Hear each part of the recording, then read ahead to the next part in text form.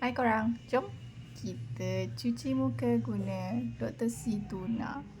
Alright, so ni adalah produk daripada Turki, halal 100%. And formula dia semua daripada doktor, seorang doktor, okay. So hari ni I cuci muka guna tea tree. Sebab apa? Sebab ada jerawat lah. Sebab bila korang cuci muka, korang boleh tukar-tukar sebenarnya produk. Dekat farmasi ni yang bestnya dia ada 6 range. Jadi kalau misal kata korang tengah hormon datang period kan, so mestilah unbalance kan, korang pakai tea tree. Lepas tu pakailah calendula.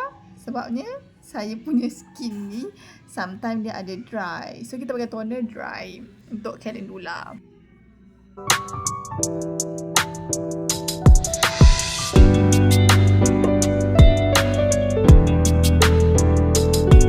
Korang kena konsisten tau, barulah dapat hasil dia. Macam dulu I punya skin sangat teruk, tengok.